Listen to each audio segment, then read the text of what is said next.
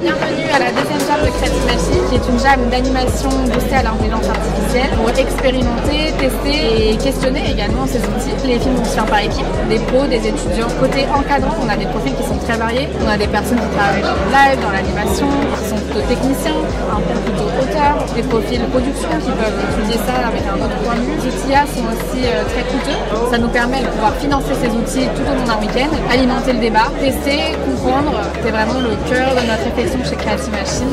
C'est un collectif interstructurel. Il y a vraiment des universitaires, des pédagogues, des gens des studios, des techniciens, des managers, des curieux, des étudiants, des professionnels chevronnés. Il y a le monde réfléchi. Et donc le but de Creative Machine, c'est de faire se rencontrer tous ces discours-là et de donner un petit peu de recul. Votre background avant d'arriver là? Plutôt artiste, illustration, dessin, design graphique, toi plutôt photo. On s'est dit qu'on allait se regrouper pour mettre en commun nos recherches. Trouver des moyens en fait de nous faire justement des outils appropriés.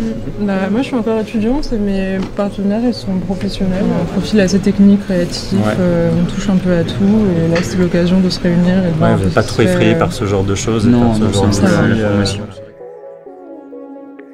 Les rencontres de Creative Machine, c'est à la fois des rencontres type conférence, mais aussi pratiques. On demande aux gens de venir pratiquer en groupe, dans un environnement, on va dire, safe. Ça enlève les fantasmes quand on se coltine à la chose et qu'on a un vrai projet à livrer 2 jours plus tard. On se rend compte bien des choses qui marchent et qui ne marchent pas. L'année dernière, certains arrivaient à sortir des images, alors que c'était même pas leur métier d'être graphiste. Les graphistes, qui par ailleurs ont un niveau d'exigence bien plus élevé, étaient un peu à la fois frustrés, et quand ils étaient même impressionnés par certains outils, ils n'étaient pas très fiers de ce qui était sorti. Ils avaient du mal à dire que c'était eux qui avaient fait. Et un des moteurs énormes du métier, c'est de quand même être fier d'avoir développé son art, quoi. Même s'il est quelqu'un industrialisé, etc. Et ça, c'était un peu sali, quelque part, il y a un effet de dépossession. Et ça, c'est sur les outils, on va dire, le plus grand public, qui sont voués justement, en fait, pas aux professionnels, ils sont voués plutôt aux gens qui ne savent pas faire, ils profitent de ces outils-là pour avoir une apparence de professionnalisme en graphisme, etc. On l'a vu encore avec les starter packs et les effets Ghibli. Mais les gens qui savent dessiner, ils n'ont pas besoin de ça, ça les dépossède, ils se disent ça m'a juste enlevé l'occasion de pratiquer mon art. Un des soucis, c'est celui des apprentissages. Les IA se vantent souvent de résoudre un problème qui est celui des répétitions, des tâches fastidieuses. Sauf que les répétitions, en fait, on travaille son geste.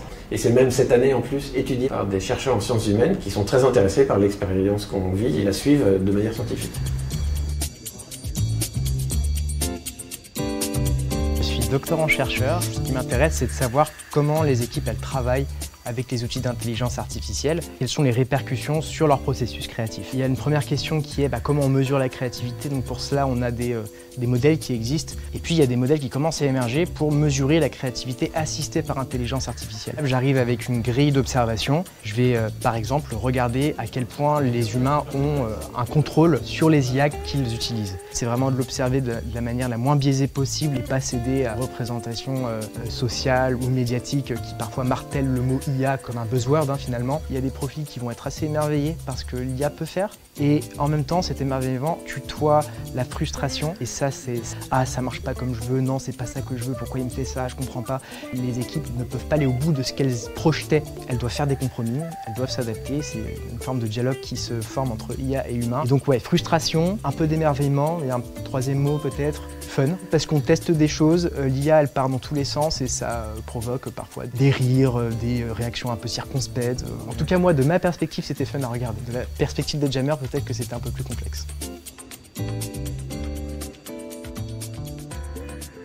Je suis encadrant pendant la jam, je fais principalement de la veille pour pouvoir faire l'état des lieux un peu de tous les logiciels SAS qui bougent avec les solutions commerciales, un petit peu les solutions open source type ComfyUI. La jam c'est un bon moment pour speeder un peu la veille. Cette année je vois pas une grosse différence par rapport à l'année dernière. Il y a peut-être plus de tests, la stop motion ou des techniques plus complexes. Ce qui a pas mal changé aussi c'est peut-être les interfaces comme Crea, comme ChatGPT-4 aussi a apporté pas mal de choses. L'année dernière on n'avait pas à faire tourner de modèles de vidéo sur ComfyUI. Là aujourd'hui du coup en open source on peut faire tourner des modèles vidéo en local. C'est une différence notoire. Mais voilà, en termes de résultats, je pense pas qu'on va avoir des grosses différences. Les objets vont mieux bouger, les personnages vont avoir plus de range d'action. L'année dernière, on était encore un peu à début balbutiement où genre les mouvements, ça peut être un peu juste des simulacres de vie dans l'image, comme disait Quentin, il me semble, c'est des PowerPoint animés, quoi. Là, on commence à avoir des vraies actions qui se passent quand même dans les images. Ceux qui sont malins et qui auront fait du montage pourront donner quand même un peu plus d'impression d'un film qui bouge un peu plus quand même. On tirera les conclusions une fois qu'on verra toutes les images.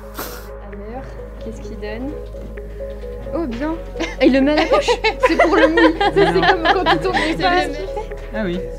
Ah, c'est pas mal.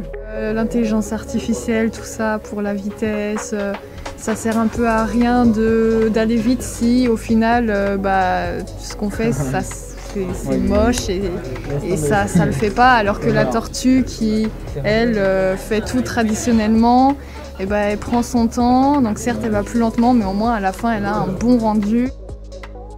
Les modèles vidéo ont eu des grosses updates il n'y a pas longtemps. Donc on tombe au bon moment et on se disait ah ouais, niveau marketing ça a l'air d'être incroyable, etc. Et la différence entre le marketing et la réalité, elle est quand même assez grande, quoi. On va voir si on arrive à faire quelque chose, parce que c'est pas gagné. En fait, c'est compliqué de contrôler vraiment son cadrage, ce qu'on veut, la machine. La machine, exactement. Et on fait du cherry picking parce que c'est ce qui fonctionne actuellement. De choisir vraiment en fait la version qui est bonne dans une multitude de versions. Et à force d'avancer comme ça, on se rend compte que c'est extrêmement typé sur des designs qui sont déjà existants, mais on pouvait s'en douter puisque c'est la tech en elle-même qui veut ça. Mais du coup, là où nous on avait des idées, une vision, en fait on est plus guidé par l'outil et le médium. Que par nos propres idées. On n'a pas les designs qu'on voulait en fait, qui ressort de là. C'est en plus on avait envie de se dire on génère des images et on met des animes dessus avec Ling et après on fait un montage en fait. C'est ce qui risque de se passer. C'est ce qui va se passer a priori.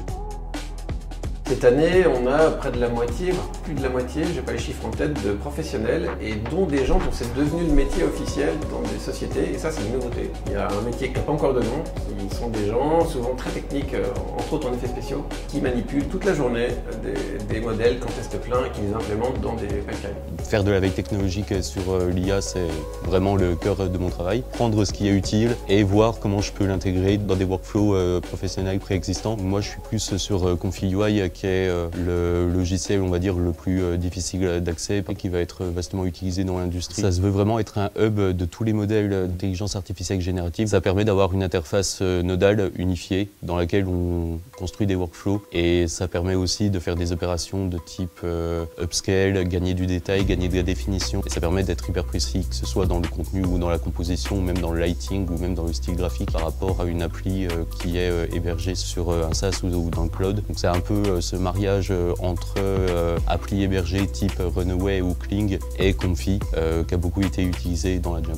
On est venu pour le week-end, pour rester à jour, rencontrer les collègues, les confrères. J'ai fait un film qui s'appelle L'éthique et la morale. On essaie de raconter le corbeau et le renard et on essaie aussi de me regarder travailler. Nous, l'année dernière, on a vraiment galéré parce que toutes les advections, on devait les faire nous-mêmes. Là, maintenant, les logiciels les font. C'est incroyable. On tape le fromage qui vole dans l'espace, le fromage vole dans l'espace. C'est toujours cette question de quand est-ce qu'on est satisfait. J'aurais aimé faire que tout soit cohérent, quoi. Là, ici, c'est rien n'est cohérent. Des Romains qui se passent du fromage, évidemment que ça s'est jamais passé comme ça. Mais c'est drôle parce que on est dans le contexte de les IA font des trucs bizarres. Donc là, on joue là-dessus, quoi. On a essayé d'utiliser aussi toutes les maisons d'IA. Elles ont chacune leur personnalité. Il y a énormément de blagues de nerd, je vais dire. Par exemple, à un moment, le renard lui demande mais t'as tapé quel prompt? Et au début de l'IA générative, tout le monde écrit ArtStation et c'est un mot-clé qui déclenche les plus beaux rendus, qui est complètement pas éthique et pas moral, puisque c'est clairement du vol de tout le travail de tous les artistes, parce que c'est un truc que tout le monde fait. Ce qu'on a vu dans les conférences, c'est qu'on gagne du temps en production, on perd en qualité puisque on va pas vraiment avoir forcément ce qu'on veut, mais c'est une autre technique. Si jamais je clique et que du premier coup j'ai exactement ce que je voulais, en fait je viens de gagner du temps et c'est génial. Si jamais ça le fait pas, j'aurais préféré le faire avec des copains. Ce ne sont pas forcément des outils gratuits, donc on avait un accès et la possibilité de ne pas se réfréner trop. Sachant qu'à chaque fois qu'on génère une image, ça coûte des tokens par rapport au projet qu'on a fait. On pouvait s'immerger, alors qu'à la maison, on peut aller voir les sites, etc. Mais ça se bloque assez rapidement. On peut faire 4 images et c'est terminé. Ou alors il faut payer, quoi. Alors il y a un côté magique quand même sur les images qu'on arrive à produire. Déjà, il y a des identités. On était 4 et chacun a un peu développé ses propres recherches avec les outils et on voit bien que bon, ça donne pas les mêmes choses. Il y a des caractères différents finalement qui s'annoncent dans ce qui est produit, bien que ça soit l'IA qui finalement les génère les images. On n'a pas essayé de créer une homogénéité de style. Plan par plan, c'était intéressant de voir ce qui était possible et ce qui se faisait ou ce qui ne marchait pas, etc., quoi. Mais le processus était intéressant. Il faudrait vraiment beaucoup plus de temps pour quelque chose de bien, qui moi me satisferait. Et quand on se retrouve très rapidement à être obligé de faire quelque chose et qu'on voit toutes les possibilités, ça crée une sorte de vertige. C'est quand même un petit miracle qu'on ait réussi à faire quelque chose. On est des professionnels de l'industrie où on a tous à minima 15 ans d'expérience et on a vu qu'au fur et à mesure où on créait, on était obligé à chaque fois de baisser nos exigences au point où en fait, jamais de la vie on montrerait ça dans un contexte professionnel. Alors je dis créer, mais en réalité c'est plutôt trouver dans le latent space des choses qui fonctionnent. Autant que possible, j'essaye de ne pas utiliser le terme de création pour l'IA, parce que c'est vraiment pas ça la logique. Encore plus avec des outils qui sont pré-mâchés en SaaS sur Internet. Là où si on était sur des workflows un peu plus custom type ComfyUI, on a la sensation de créer, dans le sens où on maîtrise plus finement la manière dont on drive les outils. La problématique, c'est que ça prend plus de temps, et puis là, le temps, c'est le truc qui nous manque. Il y a le format Jam aussi, hein, c'est très court pour faire un court-métrage, il faut l'histoire, il faut le montage, il faut tout. Déjà, je suis content qu'on ait sorti quelque chose. Alors, par contre, je ne le mettrai pas dans mon book. On ne peut pas se l'approprier vraiment, ou très peu en tout cas, vraiment de l'ordre de 5%, maximum 5-10%. Après, elle a fait le scénario, elle a fait les images, elle a fait les designs. Elle n'a pas fait le montage. Les outils ne peuvent être qu'en tant qu'outil, n'est-ce pas? Et certainement pas en tant qu'auteur, c'est interdit par la loi. On a demandé à ChatGPT de nous générer un texte. Et on a essayé plusieurs et on a trouvé un texte qui nous a plu sur le forgeron et la machine. Donc le forgeron, en fait, pour alléger son travail, se construit une super machine qui va forger pour lui non-stop. Au bout d'un moment, il se rend compte qu'il n'a plus la place de faire son propre travail, celui qui faisait vivre, celui qui le faisait vibrer. C'est à peine une métaphore de ce qui est en train de se passer dans notre industrie. Et la Jam nous permet aussi de se confronter à ça, et ça fait du bien de se rendre compte qu'il y a quand même beaucoup de chemin à parcourir avant que ce soit des outils qui nous donnent le contrôle dont on a besoin en tant que créatif. On est sur Kling 2 et sur Runway 4. C'est censé être state of the art actuellement, mais en réalité, dès qu'on arrive sur des plans où on a de l'interaction entre deux personnages, peut-être qu'il y a une main qui va fonctionner, la deuxième où il va y avoir des hallucinations.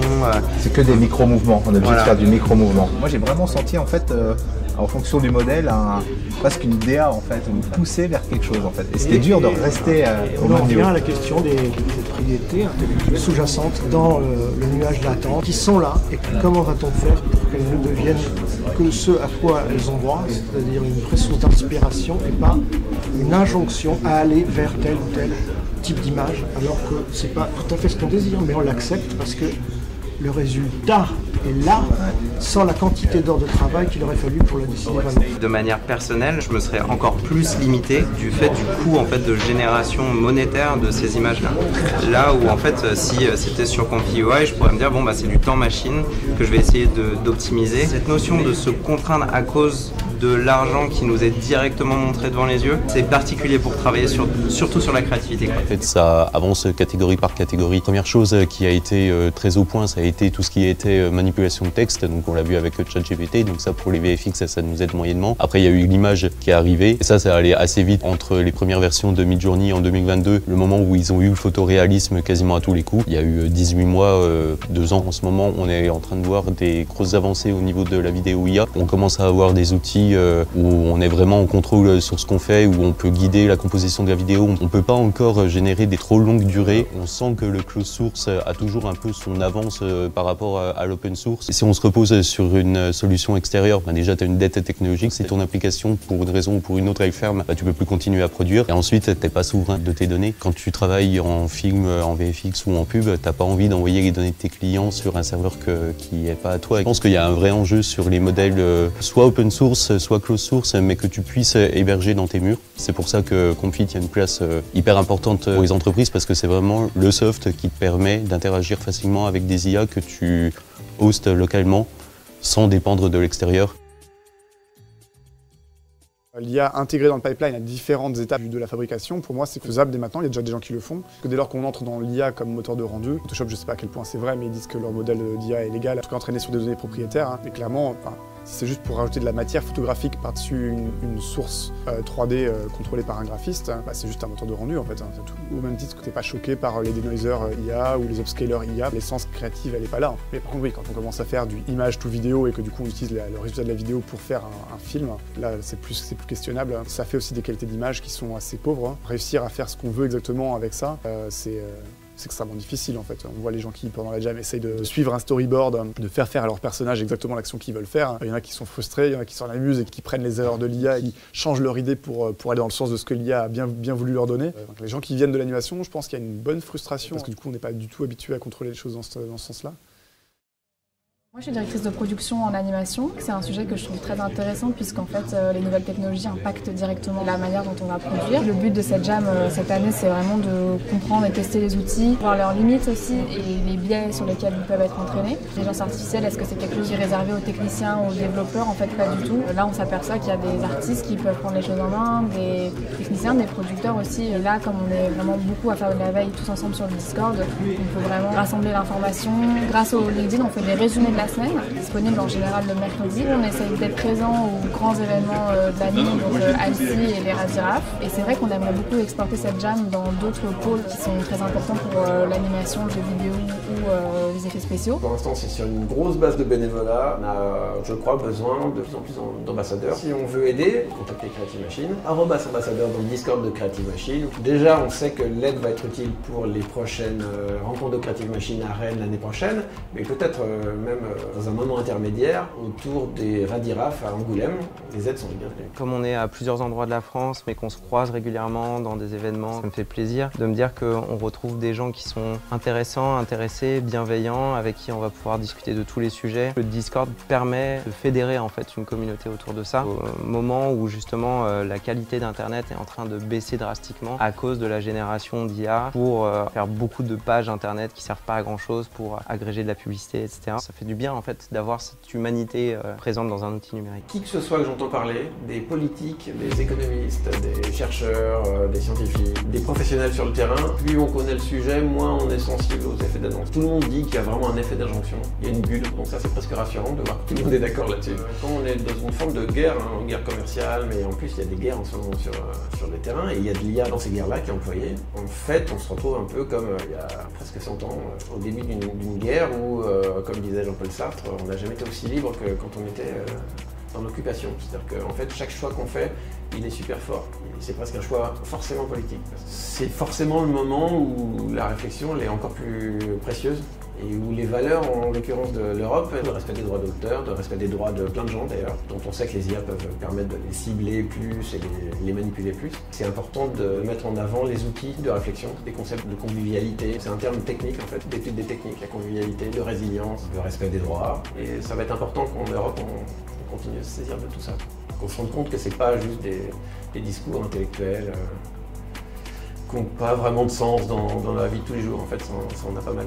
Par-delà le cadre de l'organisation, qu'est-ce qu'on veut nous en tant que société? Il y a de la place pour l'authenticité, une approche peut-être plus organique, faire les choses avec une sensibilité humaine. Maintenant, les organisations, elles évoluent dans un système qui est en place, économique, capitaliste, et donc forcément il y a l'injonction à vouloir toujours faire plus, à être compétitif, à être productif, et ça force presque les entreprises à adopter des solutions qui les font aller plus vite en fait, tout simplement. L'IA au service de qui? Ça c'est la question que je me pose. Si c'est des grandes industries qui ont le monopole de cet outil, ils vont potentiellement forcer un usage. Si on essaie de trouver d'autres modèles alternatifs pour prendre en main ces outils au service d'une société, alors il me semble que ça peut être absolument positif. On n'a pas le droit d'avoir une rallonge. Et généralement dans les prods, toujours un moment où ils disent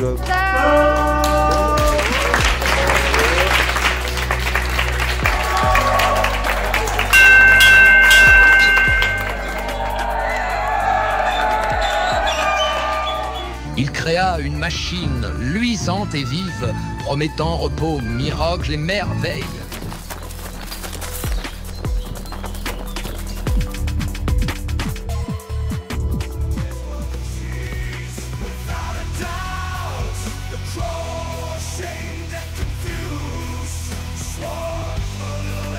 Monsieur, tu me vends de la drogue? Je vends pas de drogue, petit, je vais te raconter une histoire plutôt. C'est l'histoire de 3 vaches qui regardaient une grenouille qui se voulait faire aussi grosse que le bœuf. Et là, Let's talk about space. Latent space.